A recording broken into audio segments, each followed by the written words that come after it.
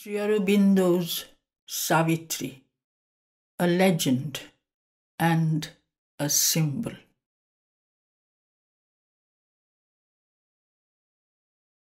Book 3, the Book of the Divine Mother. Canto 4, the Vision and the Boon.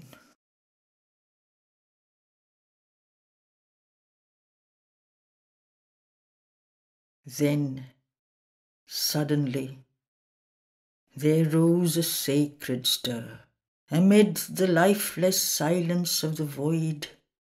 In a solitude and an immensity, a sound came, quivering like a loved footfall, heard in the listening spaces of the soul. A touch perturbed his fibres with delight. An influence had approached the mortal range. A boundless heart was near his longing heart. A mystic form enveloped his earthly shape. All at her contact broke from silent seal. Spirit and body thrilled, identified, linked in the grasp of an unspoken joy. Mind, members, life were merged in ecstasy. Intoxicated as with nectarous rain, his nature's passioning stretches flowed to her, flashing with lightnings, mad with luminous wine. All was a limitless sea that heaved to the moon. A divinizing stream possessed his veins. His body's cells awoke to spirit sense. Each nerve became a burning thread of joy. Tissue and flesh partook beatitude, a light. The dun, unplumbed subconscious caves thrilled with the prescience of her longed-for tread, and filled with flickering crests and braying tongues. Even lost in slumber, mute, inanimate, his very body answered to her power. The one he worshipped was within him now. Flame pure, ethereal tressed, a mighty face appeared, and lips moved by immortal words. Lids, wisdom's leaves, drooped over rapture's orbs. A marble monument of ponderings shone a forehead, sight's crypt, and, large like ocean's gaze towards heaven, two tranquil eyes of boundless thought looked into man's and saw the God to come. A shape was seen on threshold mind. A voice absolute and wise in the heart's chambers spoke. O Son of Strength, who climb'st creation's peaks, no soul is thy companion in the light. Alone thou standest at the eternal doors. What thou hast won is thine, but ask no more. O Spirit, aspiring in an ignorant frame, O voice arisen from the inconscious world, how shalt thou speak for men whose hearts are dumb? Make purblind earth the soul's seer vision's home, or lighten the burden of the senseless globe? I am the mystery beyond reach of mind.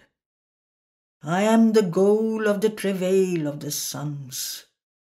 My fire and sweetness are the cause of life. But too immense my danger and my joy.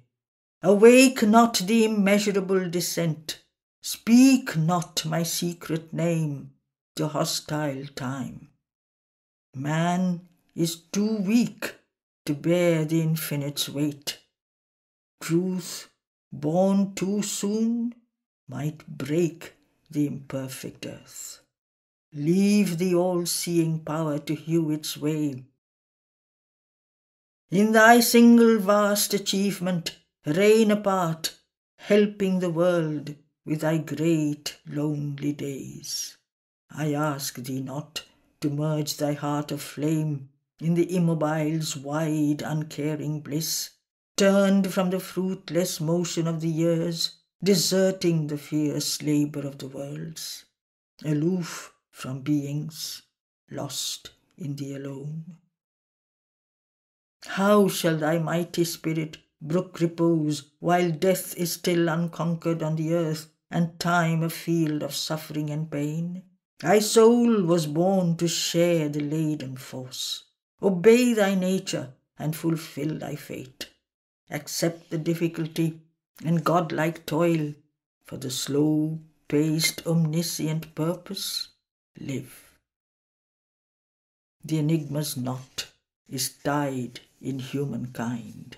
A lightning from the heights that think and plan, ploughing the air of life with vanishing trails. Man, soul awake in an unconscious world, aspires in vain to change the cosmic dream. Arrived from some half-luminous beyond, he is a stranger in the mindless vasts. A traveller in his oft-shifting home amid the tread of many infinities. He has pitched a tent of life in desert space. Heaven's fixed regard beholds him from above. In the house of nature, a perturbing guest, a voyager twixt thoughts in constant shores, a hunter of unknown and beautiful powers, a nomad of the far mysterious light, in the wide ways a little spark of God. Against his spirit all is in dire league. A Titan influence stops his Godward gaze. Around him hungers the unpitying void. The eternal darkness seeks him with her hands. Inscrutable energies drive him and deceive. Immense, implacable deities oppose. An inert soul and a somnambulist force have made a world estranged from life and thought. The dragon of the dark foundations keeps unalterable the law of chance and death. On his long way through time and circumstance, the grey-hued riddling nether shadow sphinx, her dreadful paws upon the swallowing sands, awaits him armed with the soul-slaying word. Across his path sits the dim camp of night. His day is a moment in perpetual time. He is the prey of the minutes and the hours, assailed on earth and unassured of heaven, descended here unhappy and sublime, a link between the demigod and the beast. He knows not his own greatness nor his aim. He has forgotten why he has come and whence.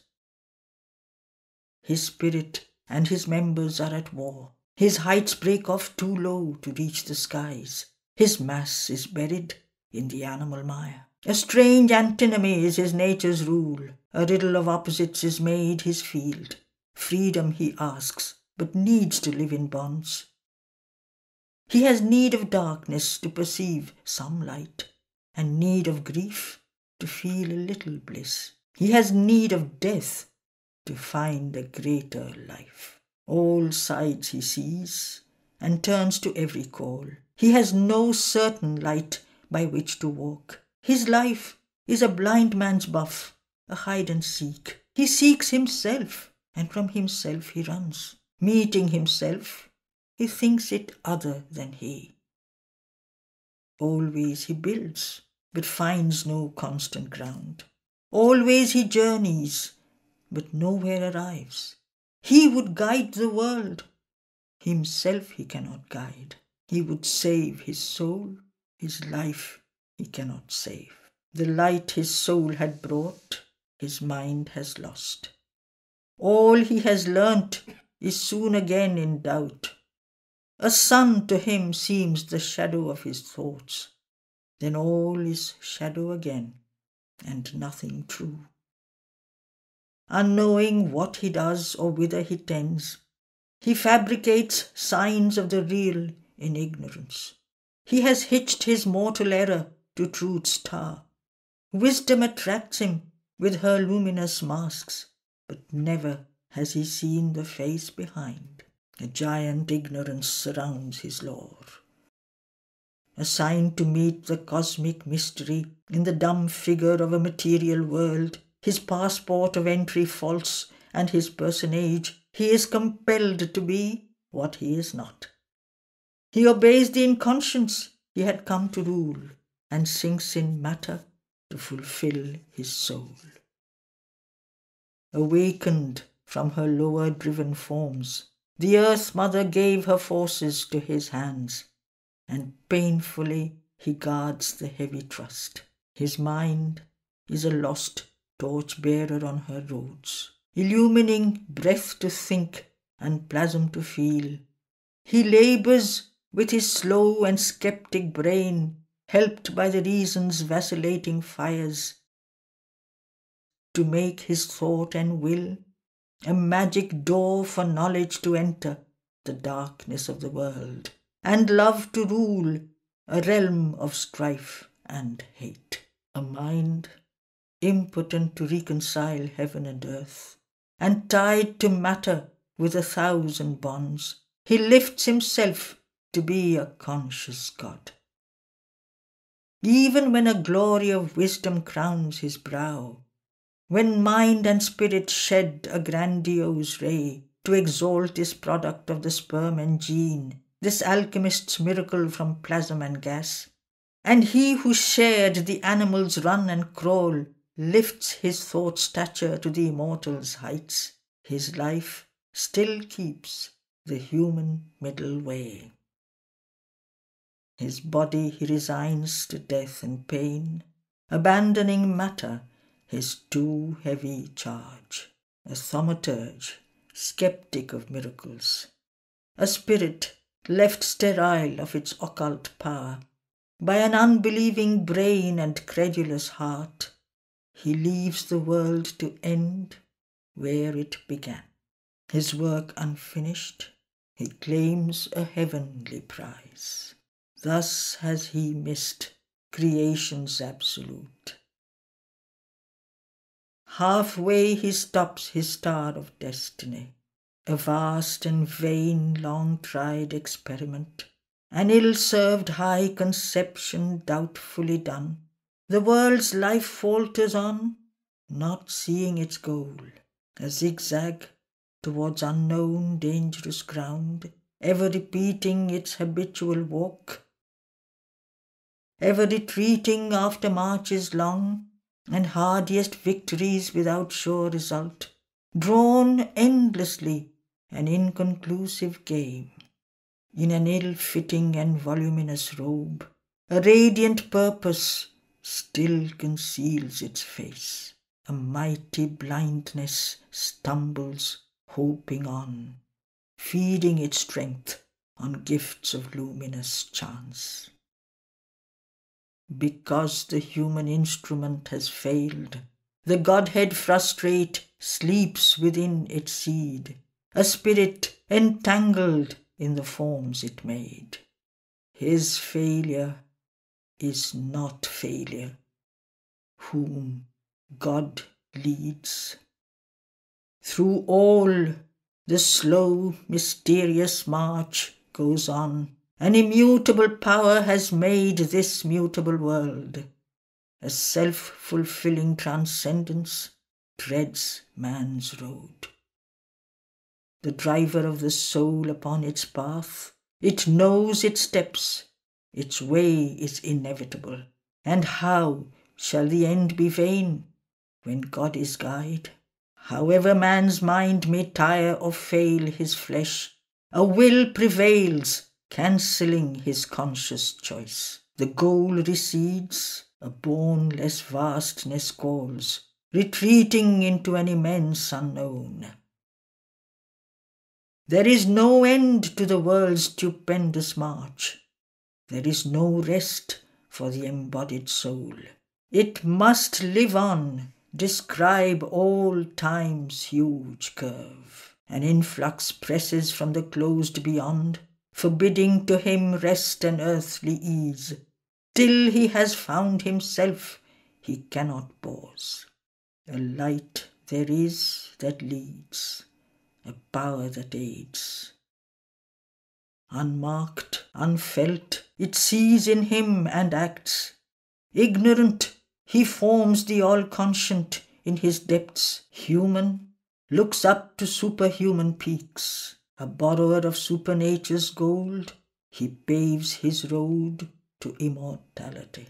The high gods look on man and watch and choose today's impossibles for the future's space. His transience trembles with the eternal's touch. His barriers cede beneath the infinite's tread. The immortals have their entries in his life. The ambassadors of the unseen draw near.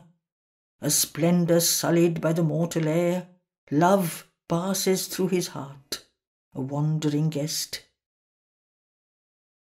Beauty surrounds him for a magic hour. He has visits of a large revealing joy. Brief whitenesses release him from himself, enticing towards glory ever in front.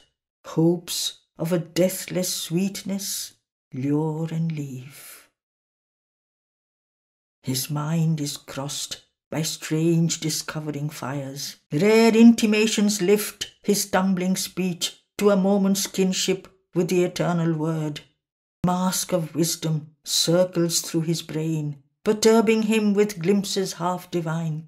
He lays his hand sometimes on the unknown. He communes sometimes with eternity.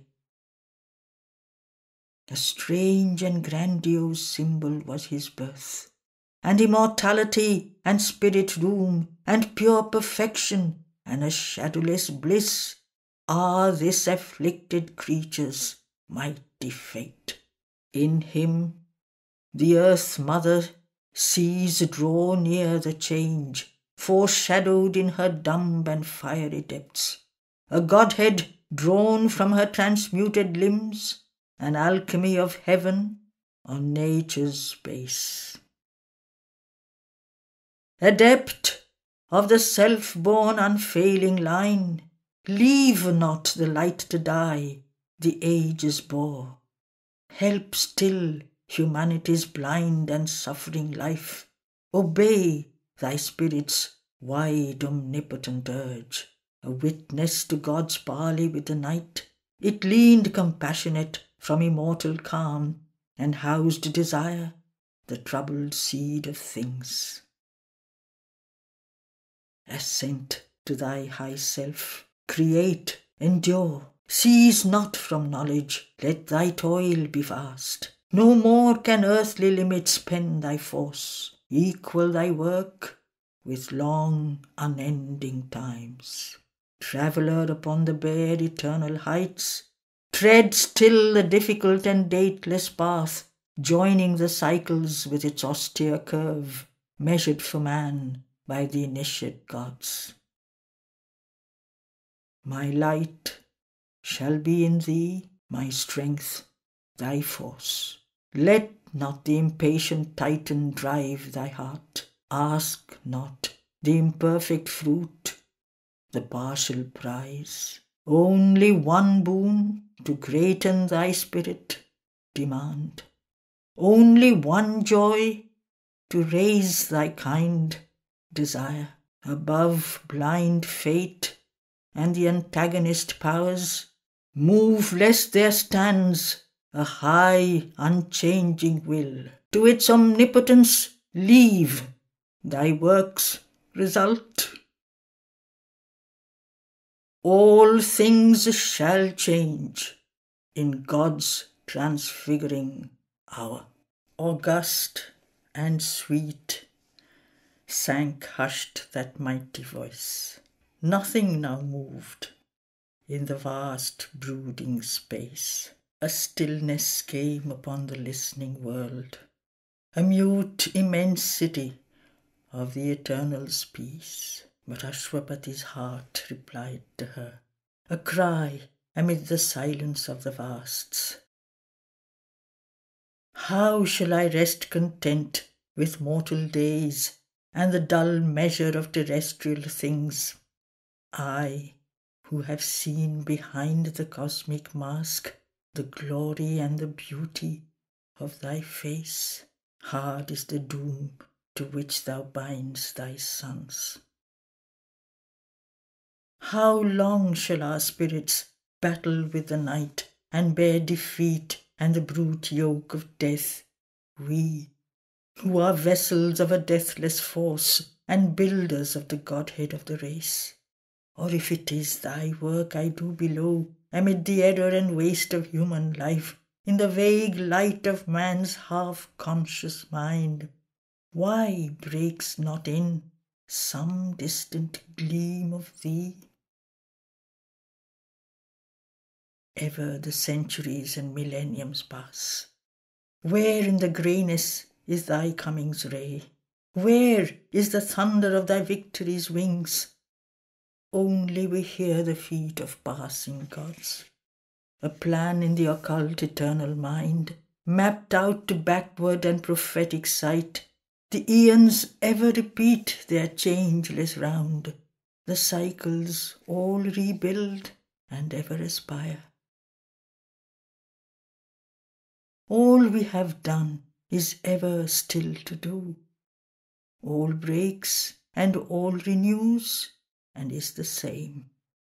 Huge revolutions of life's fruitless gyre. The newborn ages perish like the old, as if the sad enigma kept its right till all is done for which this scene was made. Too little the strength that now with us is born, too faint the light that steals through nature's lids, too scant the joy with which she buys our pain. In a brute world that knows not its own sense, thought-racked upon the wheel of birth we live, the instruments of an impulse not our own, moved to achieve with our heart's blood for price, half knowledge, half creations that soon tire. A foiled immortal soul in perishing limbs, baffled and beaten back, we labour still. Annulled, frustrated, spent, we still survive. In anguish we labour, that from us may rise a larger seeing man with nobler heart, a golden vessel of the incarnate truth, the executor of the divine attempt, equipped to wear the earthly body of God, communicant and prophet and lover and king. I know that thy creation cannot fail, for even through the mists of mortal thought, infallible are thy mysterious steps. And though necessity dons the garb of chance, hidden in the blind shifts of fate, she keeps the slow, calm logic of infinity's base and the inviolate sequence of its will. All life is fixed in an ascending scale, and adamantine is the evolving law. In the beginning is prepared the close. This strange irrational product of the Maya, this compromise between the beast and God, is not the crown of thy miraculous world. I know there shall inform the inconscient cells, at one with nature and at height with heaven, a spirit vast as the containing sky, and swept with ecstasy from invisible founts, a God come down and greater by the fall. A power arose out of my slumber's cell, abandoning the tardy limp of the hours and the inconstant blink of mortal sight. There, where the thinker sleeps in too much light, and intolerant flames the lone all-witnessing eye, hearing the word of fate from silence heart, in the endless moment of eternity it saw from timelessness the works of time. Overpast were the leaden formulas of the mind, overpowered the obstacle of mortal space. The unfolding image showed the things to come. A giant dance of Shiva tore the past. There was a thunder as of worlds that fall. Earth was o'errun with fire and the roar of death, clamouring to slay a world his hunger had made. There was a clangour of destruction's wings. The Titan's battle cry was in my ears. Alarm and rumour shook the armoured night. I saw the omnipotent's flaming pioneers over the heavenly verge which turns towards life, come crowding down the amber stairs of birth, forerunners of a divine multitude. Out of the paths of the morning star they came into the little room of mortal life. I saw them cross the twilight of an age, the sun-eyed children of a marvellous dawn, the great creators with wide brows of calm, the massive barrier breakers of the world, and wrestlers with destiny in her lists of will, the labourers in the quarries of the gods, the messengers of the incommunicable, the architects of immortality. Into the fallen human sphere they came, faces that wore the immortal's glory still, voices that communed still with the thoughts of God, bodies made beautiful by the Spirit's light, carrying the magic word, the mystic fire, carrying the Dionysian cup of joy, approaching eyes of a diviner man, lips chanting an unknown anthem of the soul, feet echoing in the corridors of time.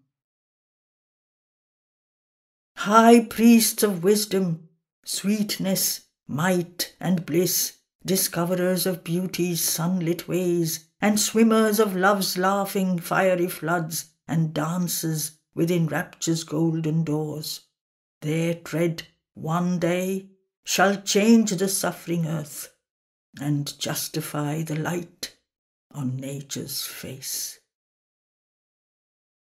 Although fate lingers in the high beyond, and the work seems vain on which our heart's force was spent, all shall be done for which our pain was born. Even as of old man came behind the beast, this high divine successor surely shall come.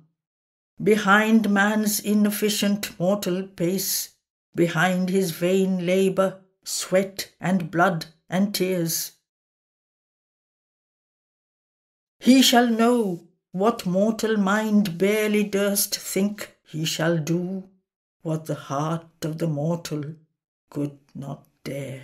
Inheritor of the toil of human time, he shall take on him the burden of the gods. All heavenly light shall visit the earth's thoughts. The might of heaven shall fortify earthly hearts. Earth's deeds shall touch the superhuman's height.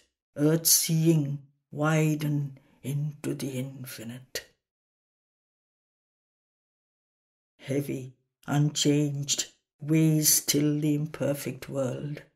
The splendid youth of time has passed and failed. Heavy and long are the years our labour counts, and still the seals are firm upon man's soul, and weary is the ancient mother's heart.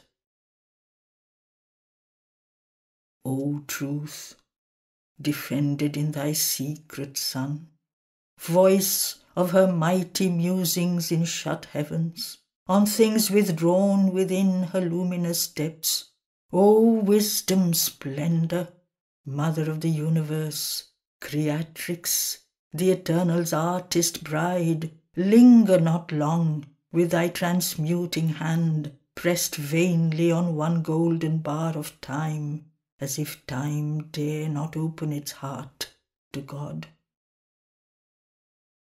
O radiant fountain of the world's delight, world free and unattainable above, O bliss who ever dwellst deep hid within, while men seek thee outside and never find, mystery and muse with hieratic tongue, incarnate the white passion of thy force, mission to earth some living form of thee. One moment fill with thy eternity, let thy infinity in one body live. All knowledge wrap one mind in seas of light, all love throb single in one human heart. Immortal, treading the earth with mortal feet, all heaven's beauty crowd in earthly limbs. Omnipotence, girdle with the power of God, movements and moments of a mortal will. Pack with the eternal might one human hour, and with one gesture change all future time. Let a great word be spoken from the heights, and one great act unlock the doors of fate.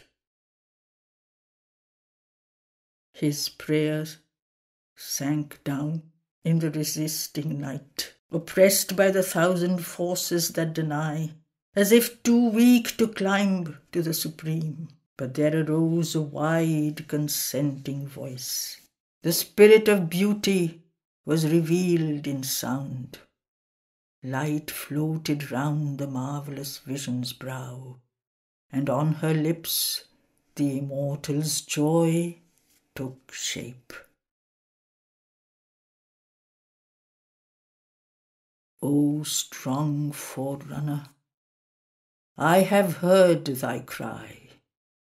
One shall descend and break the iron law, change nature's doom by the lone spirit's power. A limitless mind that can contain the world, a sweet and violent heart of ardent calms, moved by the passions of the gods, shall come. All mights and greatnesses shall join in her. Beauty shall walk celestial on the earth. Delight shall sleep in the cloudnet of her hair, and in her body, as on his homing tree, immortal love shall beat his glorious wings. The music of griefless things shall weave her charm. The harps of the perfect shall attune her voice. The streams of heaven shall murmur in her laugh. Her lips shall be the honeycombs of God. Her limbs his golden jars of ecstasy. Her breasts the rapture flowers of paradise. She shall bear wisdom in her voiceless bosom. Strength shall be with her like a conqueror's sword, and from her eyes the Eternal's bliss shall gaze. A seed shall be sown in death's tremendous hour. A branch of heaven transplant to human soil. Nature shall overleap her mortal step. Fate shall be changed by an unchanging will. As a flame disappears in endless light, immortally extinguished in its source, vanished the splendour and was stilled the word. An echo of delight that once was close, the harmony journeyed toward some distant hush, a music failing in the ear of trance, a cadence called by distant cadences, a voice that trembled into strains withdrawn. Her form retreated from the longing earth, forsaking nearness to the abandoned sense, ascending to her unattainable home. Lone, brilliant, vacant lay the inner fields. All was unfilled inordinate spirit space. Indifferent, waste, a desert of bright peace. Then a line moved on the far edge of calm, the warm-lipped sentient soft terrestrial wave, a quick and many-murmured moan and laugh came gliding in upon white feet of sound. Unlocked was the deep glory of silence heart, the absolute unmoving stillnesses surrendered to the breath of mortal air. Dissolving boundlessly, the heavens of trance collapsed to waking mind. Eternity cast down its incommunicable lids over its solitudes remote from ken, behind the voiceless mystery of sleep. The grandiose respite failed, the wide release. Across the light of fast receding plains that fled from him as from a falling star, compelled to fill its human house in time, his soul drew back into the speed and noise of the vast business of created things. A chariot of the marvels of the heavens, broad base to bear the gods on fiery wheels, flaming he swept through the spiritual gates. The mortal stir received him in its midst. Once more he moved amid material scenes, lifted by intimations from the heights, and in the pauses of the building brain, touched by the thoughts that skim the fathomless surge of nature and wing back to hidden shores. The eternal seeker in the aeonic field, besieged by the intolerant press of hours, again was strong for great, swift-footed deeds. Awake beneath the ignorant vault of night, he saw the unnumbered people of the stars and heard the questioning of the unsatisfied flood and toiled with the form maker, measuring mind.